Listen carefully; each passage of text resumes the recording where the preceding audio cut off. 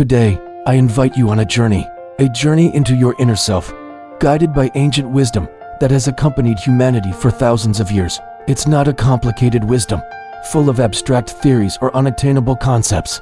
Quite the opposite. It's a simple, practical philosophy of life, designed for everyday living, for the human being who breathes, feels, and makes mistakes. We're talking about Stoicism, but don't be scared by the word. Forget the names and dates. Think of it as a series of whispers, gentle reminders that your own soul already knows, but which the world's noise has silenced. We are going to silence those noisy thoughts, one by one, not by fighting them, but by understanding them, accepting them, and finally, letting them go. Imagine each thought as a leaf falling from a tree. You don't have to pick them all up, or analyze them, or worry about their color or shape.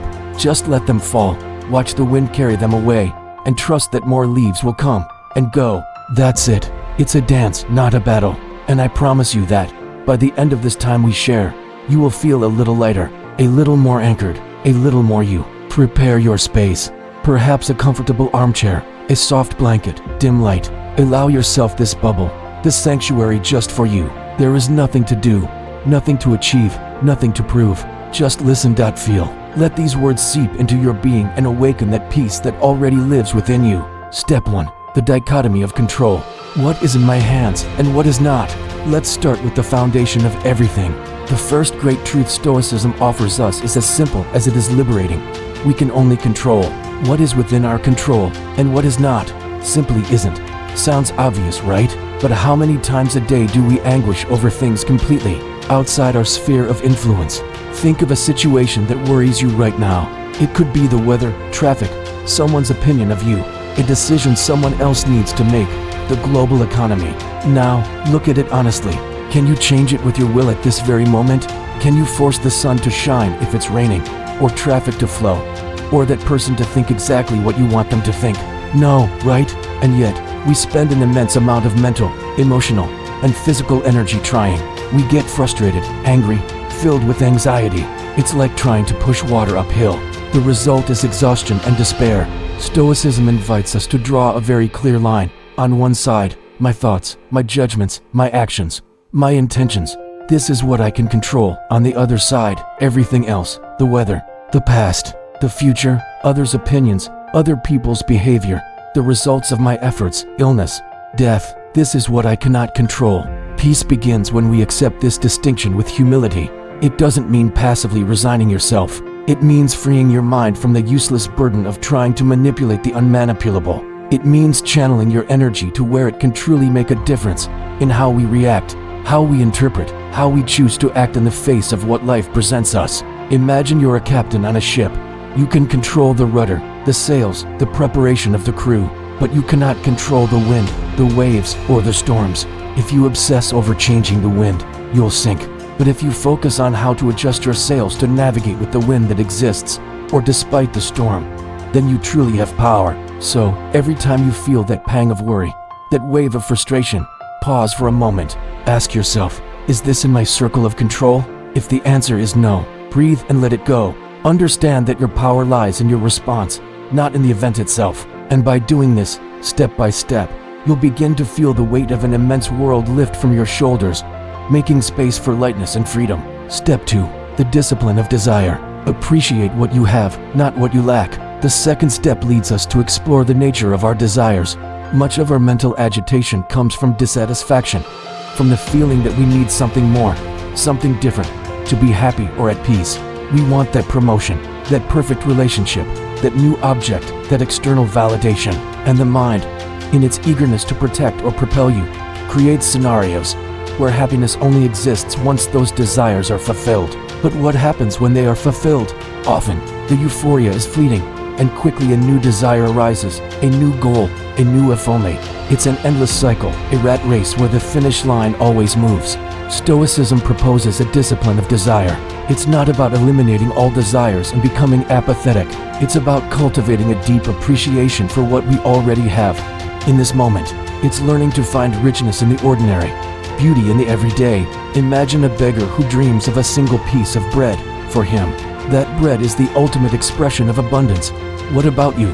How many loaves of bread do you have right now? A roof over your head, food on your table, breath in your lungs, the ability to see, hear, feel, the opportunity to learn, to love, to connect. Do a mental exercise.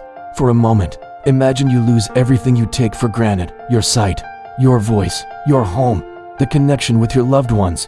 Feel that absence, and now, bring everything back, one by one. Don't you feel a deep relief, an overwhelming gratitude for each thing that returns? This practice of visualizing the loss of what we value helps us awaken from the lethargy of habit. It allows us to see the blessing in every aspect of our lives, even those we consider mundane. When our mind stops constantly searching for what it lacks and begins to savor what it already possesses, dissatisfaction diminishes and peace naturally emerges. It's about shifting the focus from "I want this to be happy" to "I am happy with what I have now." It's not an act of conformity, but an act of empowerment. You free yourself from the chains of external dependence and find the source of your well-being within yourself. Let your heart be filled with a quiet, deep gratitude that, by itself, silences many voices in your head. Step 3. Mindfulness of the present. Here and now, nothing else matters. Our mind is a tireless traveler. It wanders through the past, reliving memories, regrets, nostalgias. It shoots towards the future, planning, anticipating, worrying about what's to come. But it rarely stays still, right here, in the present moment. And it is precisely in this precise instant that all of our life resides, all of our experience, all of our opportunity for peace. Stoicism, like many other wisdom philosophies, urges us to anchor ourselves in the present. Why? Because the past no longer exists. It's a mental construct, and the future hasn't arrived yet. It's a possibility, a blank canvas that our worries often paint gray. The only tangible reality is this breath you take, this sound you hear, this sensation on your skin. When our mind wanders, it fragments. It disperses in 1,000 directions, generating stress and anxiety. It's like trying to grasp sand with your fists. The more you try to hold it, the more it slips away. The practice is simple, though it requires consistency. Bring your attention back, again and again, to what is happening in this precise instant. Feel the chair beneath your body, the air in your nostrils, the furthest sound you can perceive. Don't judge, don't analyze, just observe. Be a witness to your own experience. This doesn't mean ignoring the past or future entirely. We can learn from the past to avoid repeating mistakes, and we can plan for the future with wisdom. But the radical difference lies in where we put our mental energy most of the time. When you plan, do so with intention, and then return to the present. When you reflect on the past, do so to extract lessons, and then return to this moment. The present is the only place where you have power. It's the only place where you can feel, love, act. It's the only place where life truly happens. If your mind is constantly somewhere else, you are missing out on your own life. Imagine you're drinking hot tea. If your mind is thinking about tomorrow's meeting, you don't savor the warmth of the cup in your hands, the aroma of the herbs, the liquid sensation in your throat. You miss the entire experience. But if you bring your attention to each of those details, the simple act of drinking tea becomes a refuge of peace. So, every time you notice your mind drifting, smile gently, recognize its restless nature, and then, with the same gentleness, guide it back, like someone leading a curious child home. Here we are, mind, here and now. This is the only place we need to be. And with that simple practice, a sea of noisy thoughts will begin to calm, leaving only the tranquility of the present moment. Step 4. Selective indifference. Not everything deserves your emotional energy. We live in a world that bombards us with information, opinions, expectations. Social media, news, conversations, everything competes for our attention and, more importantly, for our emotional energy. We worry about a stranger's comment, about news of something happening far away, about the judgment of someone we barely know. And each of these things, however small, leaves a mark on our mind, adding layers of noise. Stoicism teaches us the importance of selective indifference. It's not about being apathetic or not caring about anything. It's about being deeply aware of where you choose to invest your valuable energy. Is it really worth letting that hurtful comment from someone who doesn't know you steal hours of your peace? Does a stranger's opinion about your clothes, your decision, your life, deserve to occupy precious space in your head? Epictetus, a slave who became a great Stoic teacher, said, "It's not what happens to you, but how you react to it that matters." Much of our suffering arises from our disproportionate reaction to things that, in the grand scheme of things, are trivial. Imagine your mind as a garden. You can let all the weeds the wind brings grow, or you can carefully choose which seeds to plant and which weeds to pull. Selective indifference is that mental gardening. It's saying, This doesn't concern me. This isn't mine. This doesn't contribute to my peace. Don't get drawn into arguments that lead nowhere. Don't get offended by every little criticism. Don't let yourself be dragged into other people's drama. There is great freedom in learning to mentally say, "This is irrelevant to my well-being," and simply letting it pass. Of course, there are things that do matter: justice, kindness, meaningful relationships, your own growth. In those areas, invest your energy with all your heart. But for the rest, for the constant murmur of the insignificant, cultivate a kind detachment. Think of ocean waves. There are big, powerful waves that are impossible to ignore. But there are millions of small ripples that barely touch the shore. If you try to swim against every tiny ripple, you'll get exhausted. But if you learn to recognize them and let them pass, you'll conserve your energy for what truly matters. This step empowers you. It gives you control over what enters your mental space and what doesn't. By practicing selective indifference, you begin to clear out the clutter, to silence unnecessary noise, and to create a broader, more serene mental space for the thoughts that truly nourish and uplift you. Free your mind from the trivial, and you'll find immense lightness. Step 5. The impermanence of everything. Nothing is forever, neither good nor bad. One of the cornerstones of Stoic wisdom, and many ancient traditions, is a deep understanding of impermanence. Everything in life is in constant change. We are born, we grow, we age, we die. Seasons change, circumstances fluctuate, people come and go, emotions, thoughts, sensations, everything is transient. And yet, our mind, in its desire for security and control, often desperately clings to what is pleasant and fiercely fights against what is painful. We want joy to last forever, and sadness to disappear immediately. This resistance to the natural flow of life is one of the greatest sources of suffering and mental noise. When we cling to the good, the fear of losing it gnaws at us. When we resist the bad, we prolong its agony. Stoicism invites us to observe this constant dance of change with a calm equanimity. It reminds us that, just as night follows day and winter follows summer, difficulty will follow ease, and joy, at some point, will give way to another emotion. Imagine a cloud in the sky. It appears, changes shape, dissolves, and disappears. There is no permanent cloud. The same goes for your thoughts and emotions. A thought of worry comes, stays for a moment, and if you don't feed it, it dissolves. A feeling of sadness arrives, and if you allow it to be without judgment, it too will pass. This understanding of impermanence is not an invitation to passivity or despair. It is, in fact, a source of immense freedom. If you know that good things are fleeting, you savor them more intensely in the present moment. If you know that bad things are also temporary, you find the strength to endure them, knowing they will pass. It frees you from the tyranny of wanting to control the uncontrollable, time and change. Every time you find yourself clinging to a situation or an emotion, good or bad, remind yourself, this too shall pass. This simple phrase is a powerful tool to silence the clamor of attachment and resistance. It helps you surf the waves of life instead of trying to stop or grasp them. Allow your thoughts to be like leaves carried by a river. They flow, and you, from the bank, observe them. You don't try to grab them or push them. You simply watch their journey. The acceptance of impermanence anchors you in a profound calm, because it aligns you with the fundamental truth of existence. And in that alignment, there is a peace that transcends all circumstances. Step 6. Virtue as the only good. What is within you is your true treasure. In a world that often values material wealth, status, fame, or external beauty, Stoicism invites us to reorient our internal compass. It tells us that the only true good, the only immutable treasure we possess, resides in our own virtue. And what is Stoic virtue? It's not a rigid morality or a set of rules. It's the excellence of our character, the ability to reason with wisdom, to act with justice, to be courageous in the face of adversity, and to cultivate temperance in everything we do. It's our ability to choose what is right, regardless of external circumstances. Think about this. You can lose your possessions, your health, your job, even your loved ones. All these things are subject to impermanence and are ultimately beyond your control. But your ability to be just, to be wise, to be courageous, to be temperate, that ability, no one can take from you. That resides entirely within you, under your absolute control. When our mind is obsessed with seeking happiness in external things, the next achievement, the approval of others, material acquisition, it becomes a constant battlefield. There is always something missing, something we could lose, something to compete for. This external craving generates incessant agitation. But when we understand that our true wealth lies in our character, in our virtue, Then the noise calms down. We stop chasing shadows and begin to build an unshakable inner sanctuary.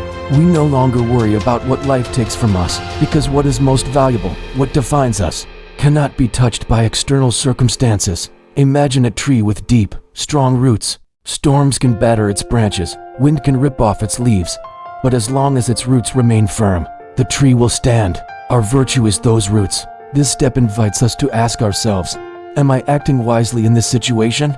Am I just in my dealings with others? Am I being brave in the face of my fears? Am I practicing moderation in my desires? By focusing our energy on cultivating these inner qualities, our life gains a much deeper purpose and a much more stable source of peace. It's not about perfection, but about a constant pursuit of excellence in our being. And in that pursuit, the mind finds a noble purpose, a clear direction, and a serenity that does not depend on anything external.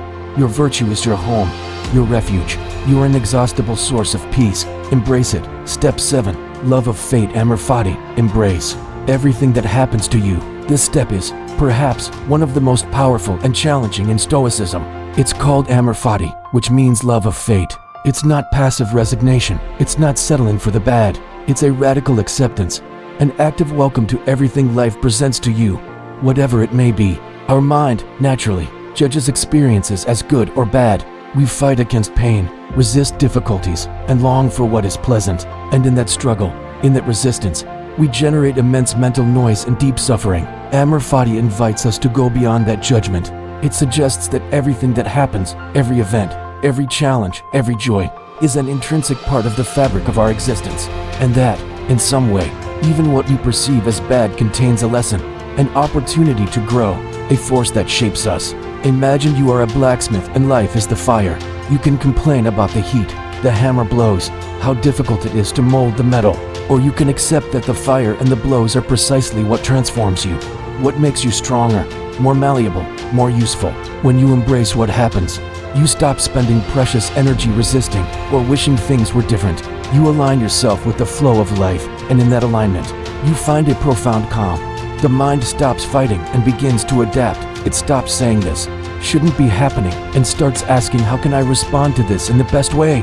This doesn't mean you won't feel sadness or pain. You are human, but it means that the pain won't be multiplied by resistance. It's the added suffering that rises from non-acceptance that truly exhausts us. Think of Marcus Aurelius, the philosopher emperor, who wrote his meditations amidst wars, plagues, and betrayals. He did not ask for things to be easy. He accepted his fate and focused on how he could respond to each challenge with virtue. And in that acceptance, he found his peace. Practice amor fati with the small things, the traffic delay, the unexpected rain, a plan that changes. Instead of complaining, say to yourself, this is what it is. I accept it. How can I respond to this with wisdom? And then, with bigger things, an illness, a loss, a failure. This is part of my path. I embrace it. What lesson can I extract?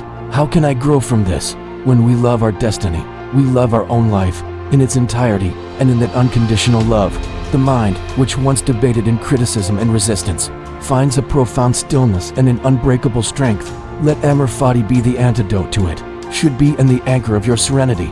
Step 8. Premeditation of evils. Premeditatio malorum. Prepare, don't be afraid. Our mind tends to avoid pain and discomfort at all costs. We close our eyes to the possibility of things going wrong, or we worry uncontrollably about catastrophic scenarios. Both reactions are dysfunctional. Avoidance leaves us vulnerable, and uncontrolled worry exhausts us. Stoicism offers us a powerful and, at first glance, counterintuitive practice, the premeditation of evils. Premeditatio malorum. It's not about being pessimistic or inviting misfortune. It's about calmly and rationally imagining the possible challenges and difficulties we might face in the future. What if I lose my job? What if someone I love gets sick? What if I fail this project? Instead of shying away from these thoughts, Stoics invite us to contemplate them serenely. Why? First, to reduce the emotional impact if they actually happen. When you've already considered the possibility, and perhaps even thought about how you would respond, the initial blow is much less devastating. It's like preparing for rain by carrying an umbrella. You don't prevent the rain, but you do reduce your discomfort. Second, to realize that, in most cases, reality is not as terrible as our imagination. Often, the fear of the unknown is worse than the reality itself. When we force ourselves to think about the details of a possible misfortune, we often find that we have the inner capacity to face it, or that it's not the end of the world. Third, to appreciate even more what we have in the present. When you contemplate the possibility of losing something, your gratitude for having it now intensifies. You focus on enjoying the present moment with greater awareness. Imagine you're preparing for an exam. You can ignore the possibility that it will be difficult and then panic in the exam room. Or you can anticipate that there will be complex questions, study accordingly, and practice answers. Premeditation doesn't guarantee success, but it gives you a sense of control and preparation, reducing anxiety. This practice is not an invitation to live in fear. It's an invitation to preparedness and resilience. By mentally facing the most difficult scenarios, we realize our own strength, our ability to adapt. So, instead of your mind jumping from worry to worry aimlessly, direct it with intention. Allow yourself, from time to time, to sit with the possibility of challenges. Ask yourself, if this happened, what could I do? What skills do I have? What Stoic principles could I apply? You will realize that you are stronger and more capable than you think.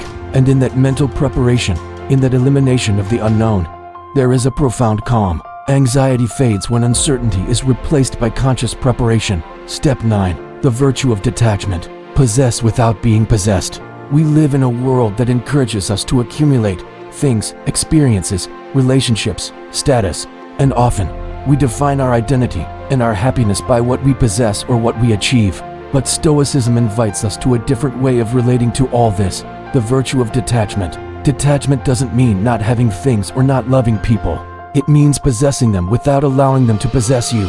It means enjoying things while you have them, without your peace depending on their presence. It means loving others deeply, but understanding that their existence is not yours to control, and that their departure is part of life. When our happiness is tied to external factors, a job, a relationship, an object, an amount of money, we become vulnerable. The fear of losing them haunts us. The anxiety of not obtaining them consumes us. The mind fills with noise, with desires, with fears. Epictetus compared external things to guests in an inn. You enjoy them while they are there. You treat them kindly, but you know that at any moment they can leave, and their departure, though perhaps sad, does not destroy you because your value and your peace are not in them. Imagine you are a child playing with a sand toy on the beach. You can build a beautiful castle and enjoy it, but you know that the tide will come and wash it away. If you cling to the castle and cry when the water takes it, you suffer. But if you enjoy the process of building, the beauty of the moment, and then let it go when the tide comes in, your joy is undisturbed. This practice of detachment frees us from the burden of possession and control. It allows us to fully appreciate things and people while they are in our lives, and to accept them with grace when their time comes to an end. It's not about renunciation, it's about liberation. You free yourself from the constant worry of loss. You free yourself from envy for what others have. You free yourself from the need for things to be a specific way to be happy. So, look around you. Look at the things you have, the people in your life. Be grateful for them. Enjoy them. But at the same time, cultivate an inner distance. Remember that they are loans from life, not permanent possessions. When we live with this understanding, the mind calms, clinging loosens, and a deep sense of peace, independent of external circumstances, settles within us. To possess without being possessed is the key to a free mind. Step 10. Self-reflection and daily examination. Know thyself. In the whirlwind of modern life, we rarely stop to examine how we've lived the day, how we've reacted, what we've learned. The mind, without direction, disperses, repeating old patterns and generating the same noise again and again. Stoicism urges us to daily self-reflection. It's not an exercise in destructive self-criticism, but of conscious observation and learning. Before sleep, or in a calm moment, take a few minutes to review your day. Ask yourself, where did I act wisely? Where could I have done better? Did I get carried away by anger, fear, or frustration? How could I have responded in a more stoic way? Did I fulfill my duties? Was I fair to others? What did I learn today? What surprised me? What thoughts disturbed me? Were they things within my control or not? This practice, which many Stoics meticulously performed, is like a mental diary. It helps you become aware of your thought patterns and behaviors. It allows you to identify the mental traps that steal your peace. It gives you the opportunity to correct your course for the next day. Imagine you are a gardener. If you never inspect your garden, you won't know which plants need water, which weeds need to be pulled, which flower is about to bloom. Self-reflection is that active inspection. When we don't know ourselves, when we are unaware of how we operate, We are like rudderless ships, at the mercy of external currents and automatic reactions. A reactive mind is a noisy mind, but when you take the time to observe, to reflect honestly, you begin to take the reins. You begin to understand why certain thoughts or situations trigger you. You begin to see where you can apply Stoic principles more effectively. This practice anchors you in a process of continuous improvement. It's not about seeking perfection, but about constant evolution. And on that path of self-knowledge, you discover a peace that comes from clarity and intention. You free yourself from self-deception and unconsciousness. So, every night, or every morning, dedicate a few minutes to this sacred practice. You don't need to write everything down, though it can be helpful. Sometimes, an honest internal dialogue is enough. Allow this quiet introspection to be the mirror in which you see your progress, the lighthouse that guides your future actions. In the act of knowing yourself, external noise loses its power, and the silence of inner wisdom becomes more audible. Step 11. Negative visualization. Value life and what you have. Continuing with the premeditatio malorum, there is a specific Stoic technique that helps us deeply value life and reduce dissatisfaction. It's called negative visualization. Again, it's not about being morbid or pessimistic, but a powerful practice for cultivating gratitude and resilience. It involves taking a moment to visualize, in as much detail as possible, the loss of the most important things in your life. Imagine you no longer have your loved ones, that you've lost your home, your health, your job, or even your own life. Why do this? Because, paradoxically, by contemplating loss, you realize how precious these things are while you have them. Our human mind has a tendency to take for granted what has always been there. Only when something is taken away from us, or when we are about to lose it, do we realize its true value. Negative visualization is a powerful antidote to complacency and chronic dissatisfaction. When you imagine yourself without your senses, suddenly the simple act of seeing a flower or hearing a bird's song becomes a miracle. When you imagine yourself without your loved ones, their presence in your life becomes an invaluable gift. Think of a person who has overcome a serious illness. Often, after the experience, they appreciate every day, every breath, every small joy, in a way they didn't before. Negative visualization is a way to gain that same perspective, without having to go through the actual pain of loss. This practice helps you silence the noise of complaint, of envy, of I want more. It focuses you on the abundance that already exists in your life. Even if you feel scarce in this moment, it reminds you that life itself, with all its challenges, is a privilege. You don't need to spend hours on this, a few minutes a day, or even a few times a week, to contemplate what it means to lose something you value, can have a transformative impact. By doing so, your mind fills with a profound gratitude, a gratitude that is not superficial, but born from the understanding of the fragility of existence. And when your heart is filled with gratitude, there is little room for the noise of dissatisfaction or anxiety. You anchor yourself in the richness of the present, in the wonder of what already is, and in that anchor, you find immense peace. Step 12. The difference between fact and judgment, the source of your suffering. This is, perhaps, one of the most fundamental steps to silencing mental noise. Much of our suffering and agitation does not come from events themselves, but from the way we interpret them, from the judgments we assign to them. A Stoic would say, it is not things that disturb us, but our opinions about things. Think of a situation. Someone interrupts you while you're speaking. The fact is, you were interrupted. Your mind, however, can add layers of judgment. How rude. They are disrespecting me. This always happens to me. My opinion doesn't matter. And these judgments are what generate anger, frustration, mental noise. Another example, it rains on a planned picnic day. The fact is, it's raining. The judgment can be, how terrible. My day is ruined. I always have bad luck. And that interpretation is what steals your peace and fills you with negativity. Stoicism invites us to train our minds to separate the objective fact from our subjective interpretation. When something happens, pause, identify the bare fact, unadorned, without emotional labels, and then observe the judgments your mind automatically wants to add. Is that judgment absolutely true? Is there another way to interpret this event? Does this judgment help or harm me? Often, we realize that our judgments are impulsive, based on old wounds, assumptions, or automatic reactions. This practice gives you immense power. You realize that you are not a passive victim of circumstances, but that you have control over how you choose to interpret those circumstances. If you change your judgment, you change your experience. Imagine you are a detective. You receive a series of clues, the facts. You can jump to hasty and emotional conclusions, the judgments. or you can examine each clue calmly, seeking the objective truth before forming a theory. The second approach leads to greater clarity and fewer mistakes. By separating fact from judgment, you eliminate the source of much of your inner agitation. You realize that the outside world does not have the power to disturb you unless you give it that power through your interpretations. So, the next time you feel disturbed, stop, ask yourself, what is the fact here? And what is my judgment about the fact? By dismantling the judgment, the noise dissipates, and the simple truth of the situation emerges, often accompanied by unexpected serenity.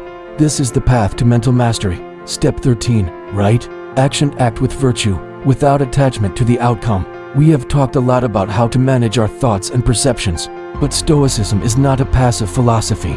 It is a philosophy of action, but of right action, driven by virtue and not by attachment to a specific outcome. In a world obsessed with success measured by external results, money, fame, recognition, our minds fill with noise from the fear of failure, anxiety about the future, frustration when things don't go our way. Stoicism teaches us that our control lies in effort, in intention, in the quality of our action, not in the final result.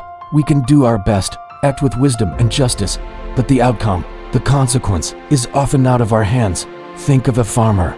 He can meticulously prepare the soil, plant the right seeds, water and care for his crops. All of this is within his control, but he cannot control the rain, the weather, the pests. If he obsesses over the result, the perfect harvest, and suffers every time an external factor affects it, he will live in constant anxiety. But if he focuses on doing his best work, regardless of the final harvest, he finds peace in the process. This is the essence of Stoic action. It invites us to focus our energy on the process, on the way we act. Am I being diligent? Am I being fair? Am I acting with courage? Am I using my reason? If the answer is yes, then we have done our part, and we can release attachment to the outcome. Mental noise rises when our happiness or our sense of worth are tied to external success. We compare ourselves to others. We worry about what they will say. We torment ourselves with what if. But when your focus shifts to the quality of your action and the intention behind it, you are freed from that burden. You do what is right because it is right, not for the reward you expect. And in that freedom, the mind finds a profound calm. This step empowers you. It allows you to act with courage and purpose, knowing that your worth is not in whether you win or lose, but in how you play the game. You free yourself from the need for external approval and the tyranny of the outcome. So, every time you undertake something, ask yourself, am I doing the best I can with what I have? Am I acting according to my values and principles? If the answer is yes, then you have succeeded, regardless of what happens next. And in that inner certainty, the mind quiets, leaving space for the satisfaction and serenity that comes from a life well lived from within. Step 14. The cosmic perspective. We are stardust in a vast universe. Our mind often obsesses over our small concerns, our small dramas, our small frustrations. We take everything very personally, very seriously, as if the entire universe revolved around our problems. And this myopia, this lack of perspective, generates immense noise. Stoicism invites us to practice the cosmic perspective. It's a way of elevating ourselves above our daily worries and seeing life from a much broader scale. Imagine you rise above your house, then your city, your country, the earth, and finally, you see yourself as a tiny point in the immensity of the universe. How big are your problems from that perspective? Does that small argument, that small mistake, that small worry that has been gnawing at you truly matter? From the vastness of space and the eternity of time, our personal dramas often become insignificant. This practice does not seek to minimize your pain or your challenges, but to contextualize them. It helps you realize that you are part of something much larger, a constant flow of life and energy. It frees you from the tyranny of the ego, which clings to the idea that everything is personal and transcendental.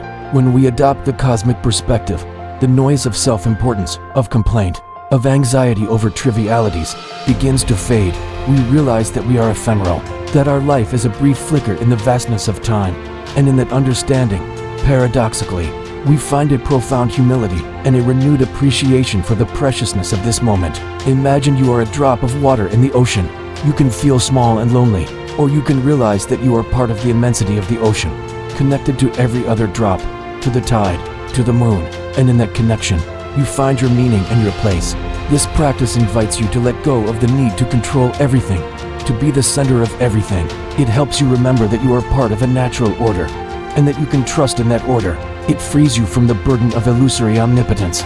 So, the next time you feel overwhelmed, pause, close your eyes, imagine yourself rising, look at the earth from above, look at the immensity of the stars, feel your own smallness and at the same time, your connection to the whole. In that vast perspective, your worries shrink, the noise quiets, and a profound sense of awe and peace settles within you. You are stardust, and that is a wonder. Step 15. The human community. We are all in this together. Stoicism, despite its emphasis on individual strength, is a profoundly communal philosophy. It recognizes that we are social beings, interconnected, and that our peace cannot be complete if we ignore our relationship with others. Much of our mental noise comes from interpersonal conflicts, from judgments towards others, from a feeling of isolation or the need for approval. The last step invites us to remember our shared humanity.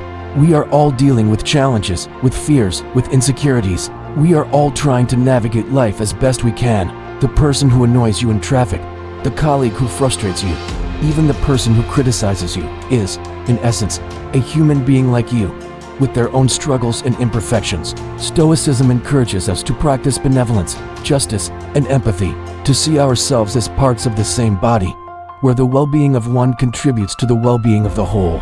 When we judge others harshly, when we compare ourselves, when we feel isolated, our mind fills with noise. But when we extend compassion, when we seek to understand, when we act with justice, the noise is silenced and a deep sense of connection and peace emerges.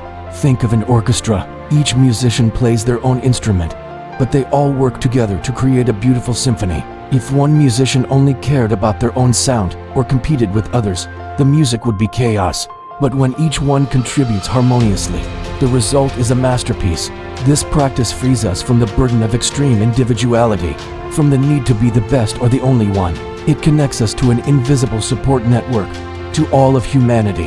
It reminds us that we are not alone in our struggles, and that by helping others, we help ourselves. So, every time you find yourself judging someone, or feeling frustrated by someone else's behavior, pause, remind yourself of their humanity. Ask yourself, how can I understand their perspective? How can I respond with kindness or justice in this situation? Extend the same compassion and patience you give yourself to others. Recognize that we are all, in essence, students of life, learning at every step, and in that deep connection, in that sense of belonging, the noise of isolation, judgment, and competition dissipates, leaving space for the warmth of human connection and the peace that comes from it. We are all in this together, and that is a powerful truth. We have walked through 15 steps together, 15 whispers of wisdom that have accompanied humanity for centuries. These are not magic solutions that will erase the noise from your mind overnight. They are, rather, a path of constant practice, observation, patience, and self-compassion. Remember that silencing your thoughts doesn't mean emptying your mind completely. It means transforming your relationship with them. It's like learning to see the sky. You can see the clouds, the birds, the sun, but you don't identify with every element that passes. You simply observe. You let the clouds pass. You know that the sky, in its essence, is always there, vast and immutable. Your mind is that sky. Your thoughts are the clouds. You have cultivated the dichotomy of control, freeing yourself from what you cannot change. You have embraced the discipline of desire, appreciating the abundance that already exists. You have anchored yourself in mindfulness of the present, the only place where life truly happens. You have practiced selective indifference, guarding your emotional energy. You have recognized the impermanence of everything, freeing yourself from attachment and resistance. You have found your only true good and virtue, your immutable treasure. You have loved your fate amor fati, accepting every moment as part of your path. You have prepared with the premeditation of evils, building resilience. You have cultivated detachment, possessing without being possessed. You have known yourself through daily self-reflection. You have valued life with negative visualization. You have distinguished fact from judgment, reclaiming your interpretive power. You have focused your energy on right action, not the outcome. You have elevated your perspective with the cosmic perspective, contextualizing your worries, and you have connected with the human community, recognizing our interconnectedness. Each of these steps is a tool, a compass to navigate the ocean of your mind. You don't have to master them all at once. Progress, not perfection, is what we seek. There will be days when you feel overwhelmed, when the noise seems deafening, and that's okay. Smile gently, remember you are human, and return to one of these steps, the one that resonates most with you in that moment. The peace you seek is not an absence of problems, nor a blank mind. It is a calm that resides in the midst of the storm. It is the certainty that you have the ability to respond to whatever life presents you with wisdom and serenity. It is the understanding that you don't need to change the world to find peace. You only need to change the way you think and feel about it, about yourself. Stoicism doesn't promise you a life without challenges. It promises you a life where you are able to face those challenges with an unwavering strength and an unshakable peace. It promises you the power to choose how you live, how you respond, how you find serenity in every moment. This journey to inner peace is a lifelong journey, but every step you take, every moment of awareness, every choice to respond with wisdom, brings you a little closer to that inner sanctuary that has always been there, waiting to be discovered. So, breathe again, slowly, feel the air enter and the air leave. Let this sense of calm settle within you. Let the wisdom of these 15 steps integrate into your being, and trust in your own ability to silence the noise, to find peace, to live a full, conscious, and serene life. Peace is not a destination. It is the path you choose to walk, step by step, to the rhythm of your own breath, with the wisdom of Stoicism as your faithful companion. May you find the stillness you long for, and may that stillness accompany you in every moment of your day and night. Keep walking the path. Peace awaits you.